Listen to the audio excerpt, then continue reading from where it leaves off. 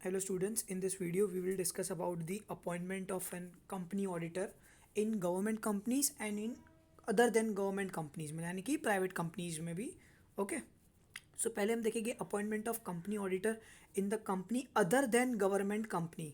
Okay, तो अगर वो कंपनी है जो गवर्नमेंट कंपनी नहीं है तो वहाँ पे ऑडिटर कैसे अपॉइंट होते हैं वो दिखाया गया है.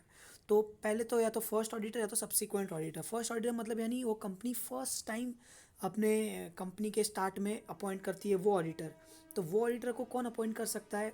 बोर्ड अपॉइंट कर सकता है विद इन 30 डेज. अगर बोर्ड को कंटाला आ गया, बोर्ड नहीं कर पाया, कोई कुछ काम आ गया, तो बोर्ड अगर नहीं कर पाए अपॉइंट, तो फिर कौन करेगा? मेंबर्स करेगा इन एक्स्ट्रा ऑर्डिनरी जनरल मीटिंग में विद इन नेक्स्ट 90 डेज. मतलब पहले 30 डेज में बोर्ड करेगा, अगर बोर्ड फेल हो गया तो फिर next after 30 days with in next 90 days में मेंबर्स कर लेंगे अपॉइंट. और ये कब तक के लिए वैलिड होगा? Only for the first annual general meeting के लिए. इन सब्सिक्वेंट ऑडिटर्स मतलब अभी जो रिकरिंग ऑडिटर्स हैं, मतलब not a first auditor, other than first auditor, मतलब उसके बाद जो भी दूसरे ऑडिटर्स होंगे उसको कौन अपॉइंट करेगा? तो उससे पहले मेंबर्स ही अपॉइंट करेंगे इन एनुअल जनरल मीटिंग.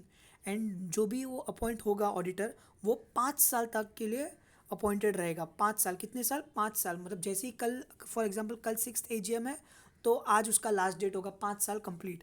पर अगर उस दौरान वो 5 सालों के बीच में अगर उसको रिमूव करवाना है तो आप उसको अप्रूवल के साथ रिमूव भी कर सकते हो. एंड वो उस तरीके से अगर पर्सन को रिमूव करवाया आपने मिलके, अगर सबने मिलके उसको रिमूव करवाया तो फिर बोर्ड अपॉइंट करेगा. क्योंकि उसको हम रिमूव को क्या बोलेंगे? कैजुअल वैकेंसी बोलेंगे.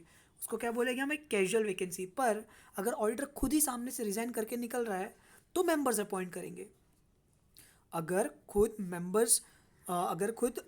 वो ऑडिटर ही रिज़ाइन कर रहा है अपने आप तो मेंबर्स रिमूव करेंगे, तो फिर मेंबर्स अपॉइंट करेंगे. सो एक बार मैं आपको रिपीट करता हूँ. Casual vacancy board of directors fill करता है. कैजुअल वैकेंसी यानी कैसे? आप लोगों ने सबने मिलके अप्रूव करवा के उसको हटा दिया, लेकिन अगर वो बंदा ऑडिटर खुद से रिज़ाइन कर रहा है तो मेंबर ही लेकर आएगा.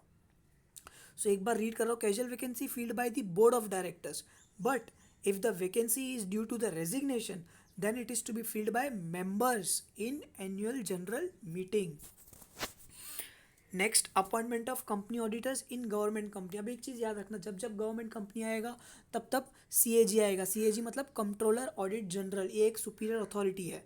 तो जब भी फर्स्ट ऑडिटर को अपॉइंट करने की बारी आती है तो CAG पे पहले अपॉइंट करेगा विद इन 60 डेज. अगर CAG फेल हो गई तो बोर्ड ऑफ डायरेक्टर्स अपॉइंट करेगा विद इन 30 डेज. अगर बोर्ड ऑफ डायरेक्टर्स भी फेल हो गई, नहीं करना भूल गई, तो फिर अपॉइंट करेंगे, मेंबर्स करेंगे.